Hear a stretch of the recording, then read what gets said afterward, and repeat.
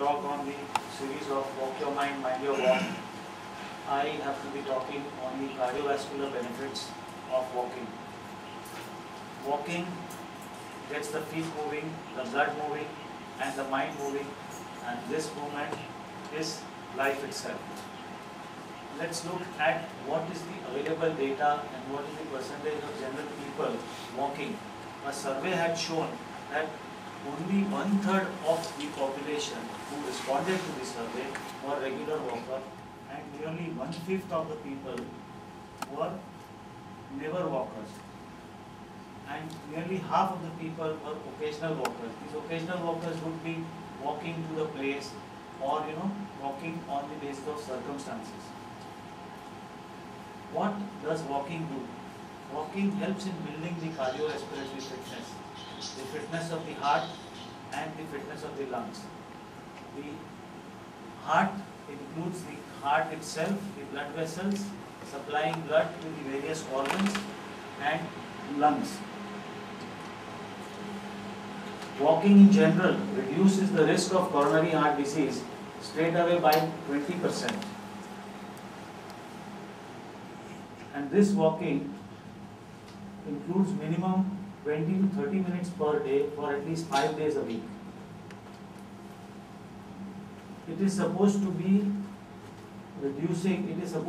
an activity as recommended for secondary prevention of coronary artery disease, and it directly helps in reducing the mortality. The cardioprotective effects of walking are seen more in diabetic patients than as compared to the patient with normal glucose tolerance. Dr. Shela will highlight more on that. The reduction of the coronary artery disease risk is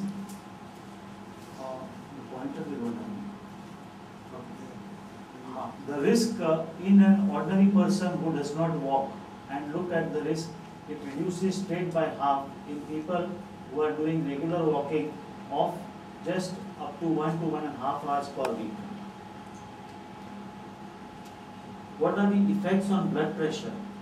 Regular walking reduces the blood pressure, both the systolic and diastolic, by at least 5 millimeters of mercury. The effect on lipid profile. This is supposed to be the most important thing. In the lipid profile, we normally depict this as good cholesterol and bad cholesterol. HDL is some good cholesterol. The LDL and triglycerides are the bad cholesterol. Overall, regular walking reduces the LDL and the triglycerides to the tune of 5%, and HDL increases up to 4% of the actual values. So for substantial health benefits, the recommended walking is 150 minutes of regular walking per week,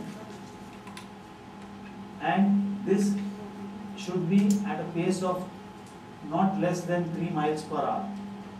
It should be a brisk walking. Let's get walking, because walking is free. You can walk practically anywhere with family or friends or by yourself, and what you just need is a pair of comfortable walking shoes. Before advocating walking, as a cardiologist, we have to make an assessment of the patient and make an assessment of the whole cardiovascular system. Patient who may be a normal person or a person who is having a known coronary artery disease. These patients are evaluated basically by history taking and by subjecting them to finally exercise stress test. And in some patients, we also do the echocardiography to assess the left ventricular systolic function. In the exercise testing, what is done is the person is attached with an ECG and the blood pressure, and he is made to walk on the treadmill with increasing speed and gradually increasing slope at the rate of at every 3 minutes the slope and the speed changes. A person who is able to perform the first 2 stages of exercise, that is up to the 6 minutes, is generally a low risk category. But exercise testing would be performed in all people, especially who are over the age of 40 years.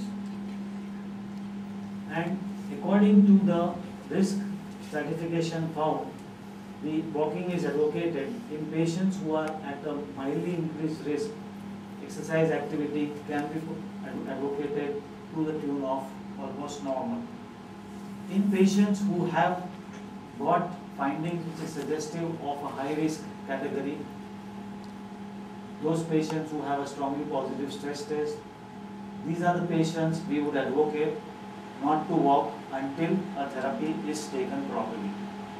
General prescription of exercise is that the activity is recommended to start at the level of 1 to 2 miles per hour, gradually increasing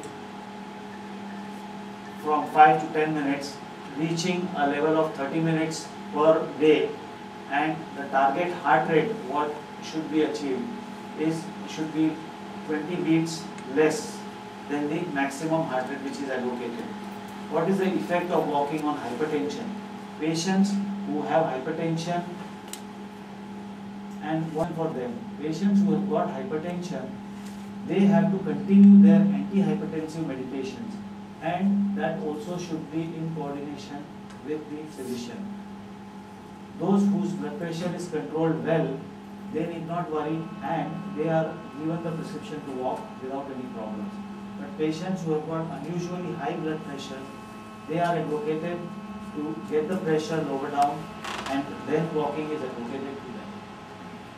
Now, what is the exercise prescription in presence of ischemia? Patients who have a positive stress test and yet we advocate walking.